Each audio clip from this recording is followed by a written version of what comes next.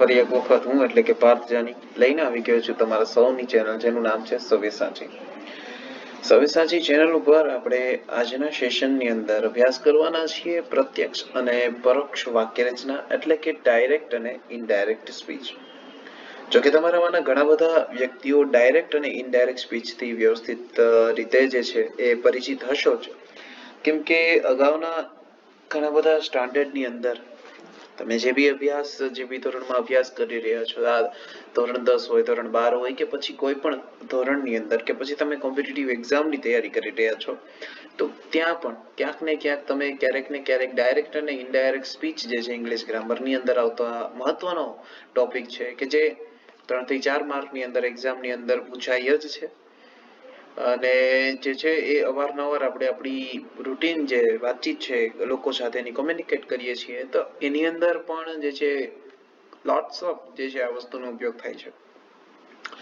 હવે ડાયરેક્ટ અને indirect speech એટલે કે પ્રત્યક્ષ અને પરોક્ષ વાક્ય રચના, હવે એ છે શું, ખરેખર એના વિશેની આપણને જાણકારી હોવી જોઈએ. તો આ સેશનની શરૂઆત કરતા પહેલા કહી દઉં કે સવ્યસાચી ચેનલ પર જે લોકો નવા છે એ લોકોને રિક્વેસ્ટ કરીશ કે અત્યારે જે આપણી ચેનલને સબસ્ક્રાઇબ કરી અને બેલ આઇકનનું બટન દબાવી દેશો, જેથી કરીને ઇંગ્લિશ ગ્રામરના જે બી ટોપિક અગાઉ આવનાર છે એ ગુજરાતી ભાષાના માધ્યમ થકી તમને વ્યવસ્થિત રીતે સમજાઈ શકે એવી રીતે એવા આશયથી અમે અહીંયા વિડીયો પ્રસારિત કરી રહ્યા છીએ, ઉપલબ્ધ કરાવી રહ્યા છીએ. તો ડાયરેક્ટ અને ઇનડાયરેક્ટ સ્પીચ શું છે, પહેલા તો એ વસ્તુની ખબર હોવી જોઈએ. તો દોસ્તો, આપણે કોઈ વ્યક્તિ જે છે તો એની સાથે આપણે સીધી વાતચીત કરીએ છીએ, એટલે કે મારી સામે કોઈ અમિત નામનો છોકરો ઉભો છે અને હું એને કહું છું આ તારી પેન છે, આ લે.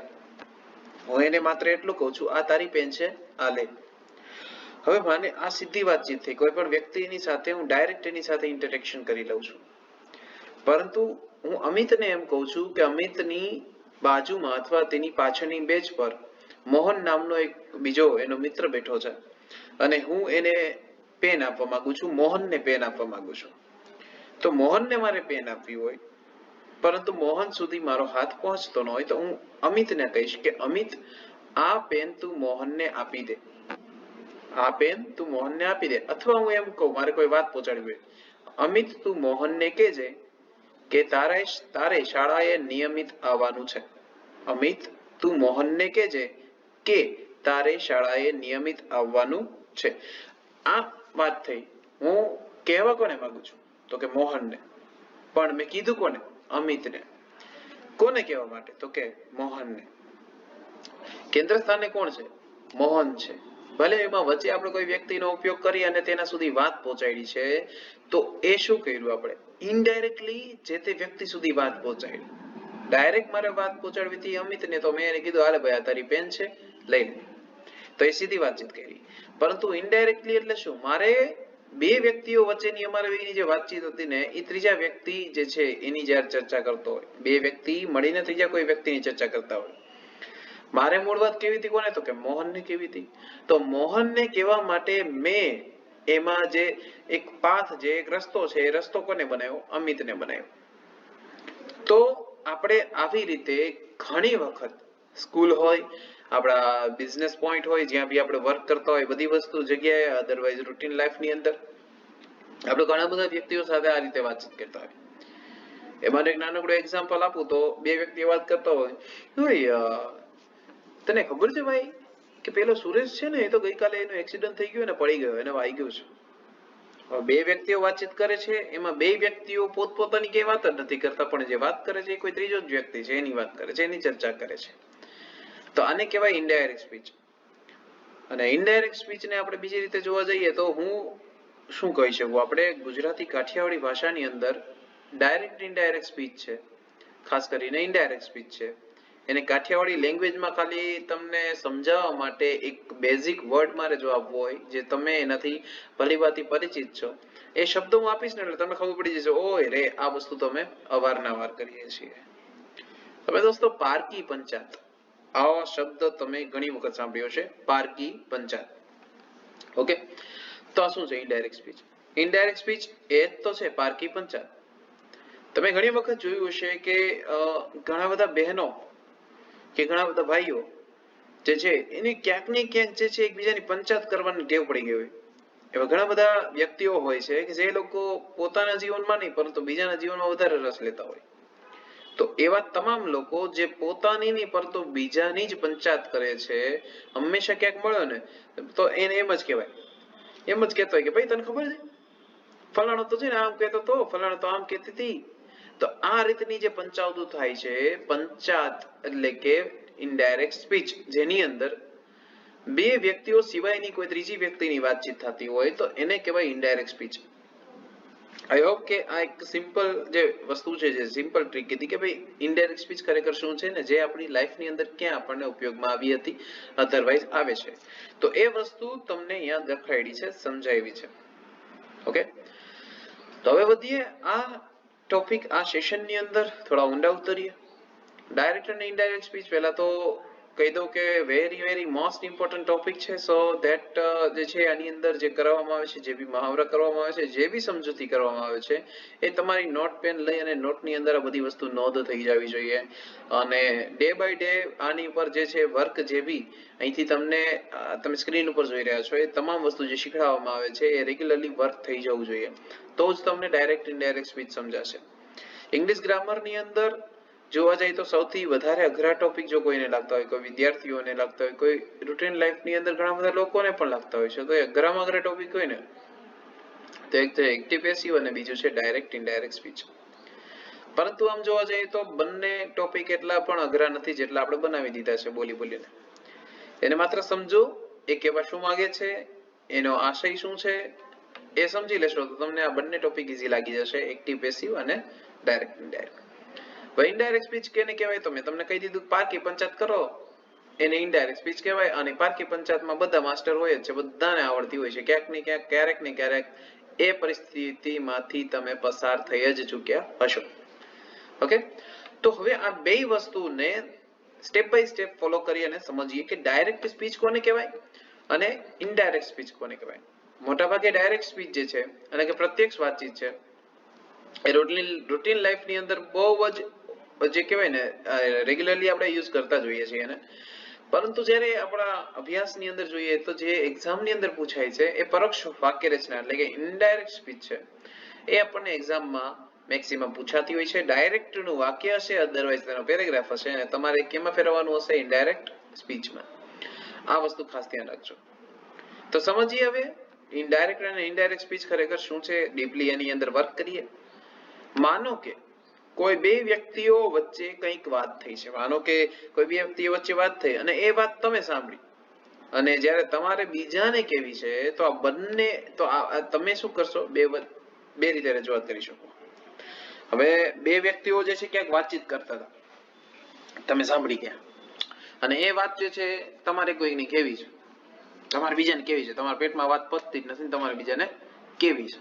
માની લ્યો કે બે મિત્રો વાત કરતા હતા અને એ મિત્રો જે વાત કરતા હતા એ તમારો જે મિત્ર હતો એની વાત કરતા હતા, બરોબર. હવે એ નામનો વ્યક્તિ બી નામના વ્યક્તિ સાથે વાતચીત કરતો હતો. ઈ એમ કહેતો હતો કે સી નામનો વ્યક્તિ છે એ એકદમ ડફોડ છે. સી નામનો વ્યક્તિ એકદમ ડફોડ છે. હવે સી નામનો વ્યક્તિ જે હતો એ તમારો પાક્કો દોસ્તાર છે અને તમે એના વિશે કંઈ પણ વસ્તુ જે છે એ સાંભળી લેવા તૈયાર નથી. એટલે તમે સીધા સી પાસે જશો, સી નામના વ્યક્તિ પાસે જઈ અને એને કહેશો, તને ખબર છે એ અને બી તારા વિશે આમ વાત કરતા હતા. આ થઈ ગઈ રજૂઆત. આ પેલી શું, તમે સીધી રજૂઆત કરી. સી નામના વ્યક્તિ પાસે જઈ અને તમે સીધી રજૂઆત કરી દીધી. તો સીધી રજૂઆત કરી એટલે શું છે, તો કે પ્રત્યક્ષ વાતચીત. આની વ્યાખ્યા શું છે એ તમને કહું છું, પણ એ આખી એક્ઝામ્પલ સાથે અત્યારે તમને કીધું પહેલા. તો એ સીધી વાતચીત કરી. હવે સીધી વાતચીતને વ્યાખ્યાના સ્વરૂપમાં જો સમજવી હોય તો આ રીતે છે કે એ વાતચીતમાં કોઈ પણ જાતના ફેરફાર કર્યા વગર જે રીતે બોલ્યા તે રીતે સીધી રજૂઆત કરો છો તો તેને પ્રત્યક્ષ વાતચીત કહેવાય. હવે તમે એમ નથી કહેતા કે એ નામના વ્યક્તિએ અને બી નામના વ્યક્તિ તારા વિશે વાતચીત કરતા હતા. હવે એ નામનો વ્યક્તિ બી નામના વ્યક્તિને એમ કે આ સફરજન સી નામના વ્યક્તિને ખવડાવી દે, બરોબર, અથવા આલે આ સફરજન ખા. બી એ નામનો વ્યક્તિ બી ને કે છે સી નામના વ્યક્તિને જઈને આ સફરજન કે ખાઈ લે, બરોબર. અથવા તમને એક સિમ્પલી હવે આપણે બંને વ્યક્તિઓ જે છે, હવે હું એઝ એ સર તમારી સામે બેઠો છું, એઝ એ સ્ટુડન્ટ તમે મારી સામે બેઠા છો, તમને આ વાત વ્યવસ્થિત ક્લિયર સમજાય એટલે એ રીતે કહી દો. હવે હું એમ કહું કે તમે મારી સામે બેઠા છો અને હું તમને કહું આ લે આ ચોક લે, બરોબર.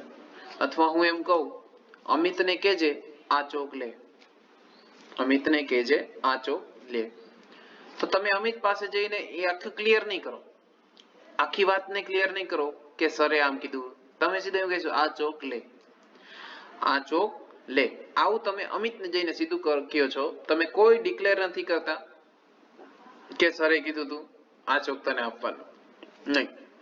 તમે સીધું જઈને કહી દીધું અમિતને કે આ ચોક લે, આ પુસ્તક લે, આ જમી લે, જેવી તમે કહો છો. તમને કોઈ બીજાએ કીધું હતું, પરંતુ એનો યશ તમે ખાટવા માંગો છો, તમારે કઈ ડિક્લેર નથી કરવું મને કોણે કીધું હતું. તમે ડાયરેક્ટ જઈને તમે જ્યારે કહેશો ત્યારે એ વ્યક્તિને એમ થશે કે તમે ખુદ એને રિક્વેસ્ટ કરો છો, તમે એની કેર કરો છો, તમારે એને વસ્તુ આપી હતી. તો ખરેખર કોઈ બીજા જ વ્યક્તિએ તમને કીધું હતું, પણ તમે કોઈ ફેરફાર કર્યા વગર, વાતચીતમાં કોઈ ફેરફાર કર્યા વગર કે કોણે કીધું શું કીધું કાંઈ નહીં, એવું નથી કીધું, અને ડાયરેક્ટ તમે શું કીધું, સીધી રજૂઆત કરી દીધી એને. તો એને શું કહેશો? એને ડાયરેક્ટ સ્પીચ એટલે કે જે કહેવાય પ્રત્યક્ષ વાતચીત કહેવાય છે. કઈ પણ જાતના વાક્યમાં ફેરફાર કરવાનો નથી, જેમ છે એમ જ બોલી દેવાનું છે, તો એને પ્રત્યક્ષ વાતચીત કહેવાય. અને બીજી જે રજૂઆત છે એ છે પરોક્ષ વાતચીત એટલે કે ઇનડાયરેક્ટ સ્પીચ. ઇનડાયરેક્ટ સ્પીચમાં હમણાં જ તમને કીધું એ રીતે. હવે આની અંદર શું છે તો કે એ સાંભળેલી વાતમાં જરૂરી ફેરફાર કરીને તમે તમારી રીતે તમારા શબ્દોમાં મરી મસાલો છાંટીને જે રજૂઆત કરો છો તેને શું કહેશો? Indirect speech. હવે કોઈ પણ જાતની વાતચીત તમે કરો છો, બરોબર, કે હાલો અહીંથી હું તમને કહું કે ક્લાસમાં કહી દેજો આવતીકાલે પુસ્તક બધા લઈ આવે, ઇંગ્લિશ ગ્રામરનું બુક છે એ લઈને આવવાનું છે. હવે તમારી વચ્ચે જ કોઈ પપ્પુ નામનો વ્યક્તિ બેઠો હોય, બરાબર, પર્ટિક્યુલર કોઈને આપણે ઇન્ડિકેટ નથી કરતા, જસ્ટ એમને એક્ઝામ્પલ લઈ રહ્યો છું. તો પપ્પુ નામનો કોઈ વ્યક્તિ બેઠો છે. હવે એને એક મિત્ર આવ્યો નતો આજે, અને સરે એમ કીધું તો આવતીકાલે ઇંગ્લિશ ગ્રામરની બુક લઈને આવજો. તો પપ્પુ જે છે એ પોતાના મિત્રને પાસે જઈને એમ કહેશે કે આવતીકાલે છે ને આપણે ઇંગ્લિશ ગ્રામરનું બુક પણ લઈ જવાની છે અને સ્વાધ્યાય પોથી પણ લઈ જવાની છે, પોતે મેં ઉમેર્યું. અથવા આમ પણ કહી શકે કે આવતીકાલે બુક લઈને આવજે, નકર સર છે ને ખોટી વારો કાઢી નાખશે. જોકે સર એવું કઈ કીધું જ નતું, ખાલી બુક લઈને આવવાની છે, બસ એટલું જ વાત કરી હતી. પણ પેલા ભાઈ શું કર્યું? મરી મસાલો છાંટ્યો, એટલે કે વધારી ચડાવીને બોલ્યો એ વાત. તો જે વધારી ચડાવીને બોલવાની વાત છે, આવું તમે ઘણા બધા વ્યક્તિઓ જોયા જશે. બે વ્યક્તિઓ વચ્ચેની વાતચીત હોય ને, હવે બે મિત્રો પાછળની બેચે જઈને કઈક ટૂંકમાં પાછળની બેચે બેસતા હોય, ત્યાં કઈક મસ્તી કરી હોય, બરાબર, એ કોઈ બીજા વ્યક્તિની મસ્તી કરતા હોય. હવે કોઈ જોવે છે એટલે સીધું એમ કે અરે મેડમ જો તો ખરા આ બે બાજે, ખરેખર બે મસ્તી કરતા હોય, પણ આખું વાતને રજૂ કરવાની આખી શૈલી હતી જુદી થઈ ગઈ, ફરી ગઈ. એ મસ્તી કરતા હોય એમાંથી એ પેલા ભાઈ એમ કીધું તો ઝઘડે છે, બાજે છે, તો ટીચરને એમ લાગશે હા ખરેખર ઝઘડતા લાગે છે. વાતનો મર્મ અર્થ ફરી જાય, વાતનો જે મૂળ ઉદ્દેશ્ય હોય એ કહેવાનો ઉદ્દેશ્ય ફરી જાય, કંઈક બીજો જ અર્થ નીકળતો હોય. તો પરોક્ષ વાતચીત એટલે ઇનડાયરેક્ટ સ્પીચ ની અંદર આવું જ થતું હોય છે કે એ સાંભળેલી વાતચીતની અંદર જરૂરી ફેરફાર કરીને ક્યારેક કોઈ વાતને બહુ સારી રીતે એક્સપ્રેસ કરવી હોય ત્યારે પણ ઇનડાયરેક્ટ સ્પીચનો ઉપયોગ થાય, અને તમારે કોઈ વાતને આપણે કહેવાય ને ગુજરાતી કહેવત છે ચોડીને ચીકણું કરવું, બરોબર, વાતને ચ્વિંગમની જેમ લાંબી જ કરવી હોય, એ વાત હોય નાનકડી પરંતુ વાતનું વતેસર કરવું હોય, એવા વ્યક્તિઓ પણ ઇનડાયરેક્ટ સ્પીચનો ઉપયોગ પુષ્કળ પ્રમાણમાં કરતા હોય છે. તો આ થઈ ગઈ પ્રત્યક્ષ વાતચીત એટલે કોઈ વ્યક્તિ સાથે સીધી વાતચીત કરી, અને ઇનડાયરેક્ટ એટલે કે પરોક્ષ વાતચીત એટલે કે જે વાતચીત થઈ છે એની અંદર તમે સાંભળેલી વાતચીતની અંદર કોઈ જરૂરી ફેરફાર તમે તમારા શબ્દો ઉમેરીને કરો છો, મરી મસાલો છાંટીને તમે કોઈની હારે રજૂઆત કરો છો, તેને ઇનડાયરેક્ટ સ્પીચ કહેવાશે. આ થઈ ગઈ ડાયરેક્ટ સ્પીચ અને ઇનડાયરેક્ટ સ્પીચ. તો ડાયરેક્ટ સ્પીચ નું પહેલા તો વાક્ય સમજીએ કઈ રીતનું છે, હવે એની ઉપર ફોકસ કરીએ. ડાયરેક્ટ સ્પીચ શું છે? સૌથી પહેલા ડાયરેક્ટ સ્પીચ તમને એની વ્યાખ્યા આપી દીધી નાનકડી, પરંતુ એનું કોઈ વાક્ય તમારી સામે હોય તો તમે એને વ્યવસ્થિત રીતે બેટરથી સમજી શકો. એટલે એનું એક્ઝામ્પલ પણ એક આપ્યું છે જેથી કરીને સ્ટેપ બાય સ્ટેપ જે ફેરફાર થાય છે ડાયરેક્ટ સ્પીચના વાક્યની અંદર એને આપણે ધ્યાને લઈએ, જોઈ લઈએ. પ્રત્યક્ષ વાતચીતનું વાક્ય છે. જોઈએ એની અંદર સૌથી પહેલા ડાયરેક્ટ સ્પીચનું. તો એમાં એક વાક્ય એવું છે કે પિન્ટુ કહે છે હું ભૂખ્યો છું. કોણ બોલ્યું? તો કે પિન્ટુ બોલ્યો કે હું ભૂખ્યો છું. ચાલો આ એક વાક્ય છે. તો સિમ્પલ ભાષાની અંદર કહીએ તો આ કયો કાળ છે? ભૂખ્યો છું કહે છે, કીધું કે કહેશે એવું નથી, વર્તમાન છે, સાદો વર્તમાન છે, ઇટ્સ સિમ્પલ. તો Pintu says I am hungry. હવે જ્યાં અલ્પવિરામ ઇન્વર્ટેડ કોમા આવતા હોય ત્યાં આપણે સેટ કરવાનું ભૂલવું નહીં. Pintu says I am hungry. હું ભૂખ્યો છું. ડન થઈ ગયું વાક્યમાં કાંઈ નથી. ચાલો પિન્ટુ કહે છે હું ભૂખ્યો છું. હવે પિન્ટુ મને કહે છે કે હું ભૂખ્યો છું. બરોબર? પિન્ટુ મને કહે છે કે હું ભૂખ્યો છું. હવે હું કોઈ બીજા વ્યક્તિને જઈને એમ સીધું એમ કહું ભાઈ હું ભૂખ્યો છું, તો કોણ ભૂખ્યું થઈ જાય? હું પોતે ભૂખ્યો થઈ જાઉં. પિન્ટુ બિચારો ભૂખ્યો રહે નહીં. પિન્ટુ કે મેન્શન જ ન થાય. હું એમ કહું કે હું ભૂખ્યો છું, બરોબર, એટલે કોક મને ભોજન આપી દેશે, મને થાળી પીરસી દેશે અને હું જમી લઈશ ને પિન્ટુભાઈ ભૂખ્યા રહી જશે. તો આ વાક્ય જે છે એ ક્લિયર નથી, મતલબ કોઈની આગળ ક્લિયર નથી કરવાનું, જેમ છે એમ જ આપણે બોલી દેતા હોઈએ છીએ. તો એ સીધી વાતચીત થઈ, પ્રત્યક્ષ વાતચીત થઈ, એટલે કે ડાયરેક્ટ સ્પીચ થઈ. તો આની અંદર શું છે વાક્ય? જો આ પ્રત્યક્ષ વાક્ય રચના છે કે જેમાં કેવી વાક્ય રચના છે? પ્રત્યક્ષ, સીધે સીધી કરવામાં આવેલી વાત છે. પિન્ટુ સેઝ, પિન્ટુ કહે છે I am hungry. આ પ્રત્યક્ષ વાક્ય રચના છે કે જેમાં બોલરના બોલાયેલા શબ્દો જેવા અને તેવા મૂકવામાં આવે છે. જેવા તેવા નહીં, જેવા છે તેવા જ મૂકવામાં આવે છે. બોલનારના જેવા બોલાયેલા જે શબ્દો હોય છે એ અદ્દલ એ જ પ્રમાણે બોલવામાં આવે છે. એમાં કોઈ પણ જાતનો ફેરફાર કરવામાં આવતો નથી. ત્યાર પછી બીજો પોઈન્ટ એવો આપ્યો છે કે બોલાયેલા શબ્દો અવતરણ ચિહ્નમાં મૂકવામાં આવે છે. હવે જે શબ્દ બોલ્યા હોય તો એને શું કહેશો? રિપોર્ટિંગ સ્પીચ કહી શકાય એને. બરાબર? રિપોર્ટિંગ સ્પીચ એટલે કે રિપોર્ટ કરનાર વ્યક્તિની સ્પીચ એટલે કે તેનું વાક્ય. હમણાં સમજાવીશ તમને, એનું પણ નાનકડું એક ટેબલ છે એ પણ કહીશ. તો કહી દઉં, જરાક તમને ખાલી સમજૂતી આપી દઉં કે જે બોલનાર છે આપણે અહીંયા રિપોર્ટર કહીશું એને. બોલનાર કહે છે એવું કહે છે ને, પિન્ટુ કહે છે. બોલનાર કોણ છે? પિન્ટુ છે. એ કહે છે એની ક્રિયા છે, કહેવાની ક્રિયા છે. તો બોલનારનું ક્રિયા દર્શાવતું પદ એટલે કે ક્રિયાપદ. તો કે શું થશે? બોલનારનું ક્રિયાપદ છે સેઝ. આ બોલનાર છે. સ્પીકર પણ કહી શકો અને રિપોર્ટર પણ કહી શકો. તો આ રિપોર્ટર, ત્યાર પછી સેઝ છે એ બોલનારનું ક્રિયાપદ એટલે રિપોર્ટિંગ વર્બ. અને આ શું છે? તો કે રિપોર્ટિંગ સ્પીચ. જે શબ્દ જે વાક્ય બોલ્યો એ બોલાયેલા શબ્દો અવતરણ ચિહ્નમાં મૂકવામાં આવે છે. I am hungry એ શબ્દ બોલ્યો, એ વાક્ય બોલ્યો, એને ઇન્વર્ટેડ કોમા રાખી દો.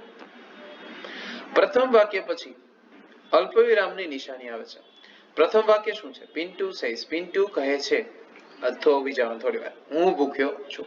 પિન્ટુ કહે છે હું ભૂખ્યો છું. આ બે વાક્ય આવી રીતે ભાંગી ગયા, નોખા થઈ ગયા. બરોબર? આપણે નોખા પાડીએ તો પિન્ટુ કહે છે ત્યાં તમે સ્ટોપ લ્યો છો. સ્ટોપ લીધો એ અલ્પવિરામ છે. એક વાક્ય જે પૂરું થયું છે અને બીજા વાક્યની જે શરૂઆત થઈ રહી છે એ બંનેની વચ્ચે અલ્પવિરામ મૂકી દો. ત્યાર પછી શું કહે છે? બીજા વાક્યનો પ્રથમ અક્ષર કેપિટલ લખાય છે. ઓબ્વિયસલી વાત છે કે પહેલું વાક્ય જે હોય એમાં પહેલો અક્ષર કેપિટલ આવે છે. જ્યારે બીજું વાક્ય સ્ટાર્ટ થાય છે તો ફરી વખત જે બી નવું વાક્ય સ્ટાર્ટ થાય છે એનો પહેલો અક્ષર કેવો આવશે? કેપિટલ જ આવશે. It's done. તો આ થઈ ગયું. તો અહીંયા શું કહેવા માંગે? આખી હવે નોંધ સમજી લો કે અંગ્રેજીમાં ડાયરેક્ટ સ્પીચનો ઉપયોગ જે છે એ બહુ ઓછો થાય. ખાસ કરીને વાર્તાની ચોપડીઓમાં આ સ્પીચનો ઉપયોગ જોવા મળે છે. એટલે કે ડાયરેક્ટ સ્પીચને ડાયરેક્ટ નેરેશન પણ, કે નેરેશન એટલે વાતચીત, નેરેશન પણ કહેવાય છે. અંગ્રેજીમાં ડાયરેક્ટ સ્પીચનો ઉપયોગ બહુ ઓછો થાય છે. હા, સ્વાભાવિક વાત છે કે ઇનડાયરેક્ટ સ્પીચ જે છે ઘણી વખત મેં તમને હમણાં જ કીધું એક્ઝામની અંદર જે પૂછાય છે, એક્ઝામની અંદર મોટા ભાગે કયું સ્પીચ હોય છે?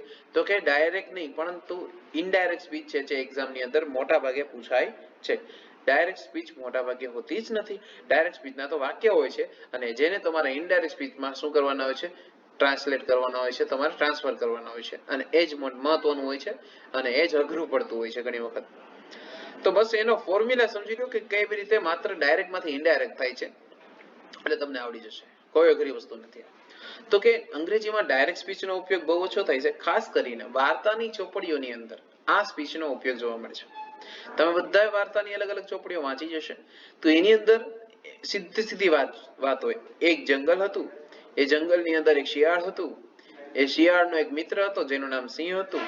તો આજે આખી વાત કરી એ શું છે, એ સીધી વાત તમારી સુધી રજૂઆત કરે છે. કેમ કે તમારી અને ચોપડીની વચ્ચે કોઈ વ્યક્તિ હોતું, કોઈ વચેટિયું કોઈ હોતું નથી. જ્યારે તમે પુસ્તક વાંચો છો ત્યારની વાત છે. તો પુસ્તક વાંચો છો ત્યારે સીધી વાતચીત તમારા સુધી પહોંચે છે પુસ્તક થકી. ભલે પુસ્તક ગમે એને લખ્યું છે, પણ ગમે એને લખ્યું છે પણ એને જે શૈલીમાં લખ્યું છે સીધી જ વાતચીત તમારી સાથે જાણે બોલતો હોય એ વ્યક્તિ, એવી જ શૈલીથી, એવી જ રીતભાતથી એને એ શબ્દો લખ્યા છે અને તમારા સુધી તમે વાંચો છો ત્યારે તે સીધી વાત તમારા સુધી પહોંચે છે. એટલા માટે એને શું કહે છે, ડાયરેક્ટ સ્પીચ કહે છે. અને ડાયરેક્ટ સ્પીચને આપણે બીજી રીતે એટલે કે ડાયરેક્ટ નેરેશન પણ કહી શકાય છે. ઓકે, તો આ થઈ ગઈ પ્રત્યક્ષ વાતચીત એટલે કે ડાયરેક્ટ સ્પીચ. અને પ્રત્યક્ષ વાતચીત તમે સમજી. પ્રત્યક્ષ વાતચીતની અંદર શું હતું, સીધી વાત પહોંચાડવાની હતી. કોઈ પણ જાતનો ફેરફાર કર્યા વગર જેવું છે તેવું જ રજૂ કરી દેવાનું છે. જ્યારે ઇનડાયરેક્ટ સ્પીચમાં થોડું એનું ઊંધું છે, એનું વિપરીત છે. શું છે તો કે ઇનડાયરેક્ટ સ્પીચની અંદર એટલે કે પરોક્ષ વાતચીત. પરોક્ષ વાતચીતમાં તમને કીધું કે બે વ્યક્તિઓ વચ્ચેની વાતચીત જ્યારે તમે સાંભળી છે, બે વ્યક્તિઓ વચ્ચેની વાતચીત જ્યારે ત્રીજા વ્યક્તિને કરવામાં આવે અને એમાં જે ફેરફાર કરવામાં આવે એટલે કે મરી મસાલો છાંટવામાં આવે છે, વાતમાં બળાવી ચડાવીને જ્યારે બોલવામાં આવે છે તો એને ઇનડાયરેક્ટ સ્પીચ કહેવામાં આવે છે. ઓકે, તો હવે એ જ વાક્ય જે હમણાં આપણે ડાયરેક્ટ સ્પીચની અંદર જોયું કે કયું હતું, તો કે પિન્ટુ કહે છે હું ભૂખ્યો છું. આ વાક્યને મારે ઇનડાયરેક્ટમાં કેવું હોય તો કેમ આવશે? ઇનડાયરેક્ટમાં એટલે પિન્ટુએ મને કીધું પણ મારી પાસે ભોજન નથી, મારે કોઈ બીજા પાસે રજૂઆત કરવી છે. ભાઈ પિન્ટુ આમ કહે છે ને કે એને ભૂખ લાગી છે. પિન્ટુ કહે છે હું ભૂખ્યો છું. માની લો કે આપણે મિત્રો જે છે 3-4 મિત્રો આપણે કોઈ રેસ્ટોરન્ટમાં ગયા અને ચા પીવી હતી આપણે, બરોબર. હવે એમાં એક મિત્ર એવો આવ્યો કે જેને એમ કીધું મારે ચા નહીં, મારે કોફી પીવી છે. તો એ મિત્ર સીધો આપણને મને એમ કહે છે કે ભાઈ મારે કોફી પીવી છે. મને એને સિમ્પલી કીધું મારે કોફી પીવી છે, બસ. કાંઈ એને કાંઈ બીજી લપત નથી કરી, ખાલી એટલું કીધું મારે કોફી પીવી છે. હવે ત્યાં હું રેસ્ટોરન્ટના મેનેજર પાસે જઈને એમ કહીશ કે મારે કોફી પીવી છે, તો કોફી મને આપશે કે પેલાને આપશે? સ્વાભાવિક વાત છે કે મને જ આપવાનો છે કોફી. કેમ કે મેં એમ કીધું કે મારે કોફી પીવી છે, મેં એમાં ફેરફાર નથી કર્યો કે પેલા ભાઈએ કીધું કે એને કોફી જોઈએ છે. જો એમ કીધું હોત તો એક મેનેજર સીધો કોફી કોને પહોંચાડત? એ ભાઈને પહોંચાડત. પરંતુ મેં એમ કીધું કે મારે કોફી જોઈએ છે તો એ સીધો મને કોફી આપશે. તો અહીંયા વાત જે છે એનો મર્મ, એનો અર્થ ફરી જાય છે. જે બોલવાની આપણી શૈલી જેવી ફરે, બોલવાની રીત ફરે તો એનો અર્થ ફરી જાય છે. તો આને તો ઇનડાયરેક્ટ સ્પીચ કહેવાય છે. ઇનડાયરેક્ટ સ્પીચમાં આપણે વાક્યમાં કોઈ જરૂરી ફેરફાર કરવાના હોય છે જેથી કરીને વાતને વધુ સ્પષ્ટ કરી શકાય. ડાયરેક્ટ સ્પીચની અંદર ઘણી વખત જેવું હોય એવું વાક્ય જ્યારે આપણે બોલવા જઈએ છીએ ત્યારે સ્પષ્ટતાનો અભાવ ક્યાંક ને ક્યાંક હોય. હા, કોઈની યાર આપણે સીધી વાતચીત કોઈ વ્યક્તિ સાથે કરીએ છીએ તો ત્યાં તમે ડાયરેક્ટ જ વાત કરશો, બરોબર. પરંતુ બે વ્યક્તિઓ વચ્ચેની જ્યારે તમે વાતચીત ત્રીજા વ્યક્તિને કરવી હોય ત્યારે તમારે તેમાં કોઈ પણ જાતના જે છે જે જરૂરી ફેરફાર કહી શકાય એ તો તમારે કરવા જ પડે. કે સુમિતે આશીષને કીધું કે સુમિતને રમવા જવું છે. તો આ મેં જ્યાં નામનું મેન્શન કર્યું અને એને રમવા જવું છે એ બધી વાતની ક્લિયરેશન આપ્યું તો તમને ખબર પડી કે સુમિતે જે છે આશીષને કીધું કે સુમિતને રમવા જવું છે. એમ કીધું હોત કે સુમિતે આશીષને કીધું મારે રમવા જવું છે અને હું એ વાતને સીધી જે છે મારા ફ્રેન્ડને કરું મારે રમવા જવું છે, તો રમવા તો હું વયો જઈશ.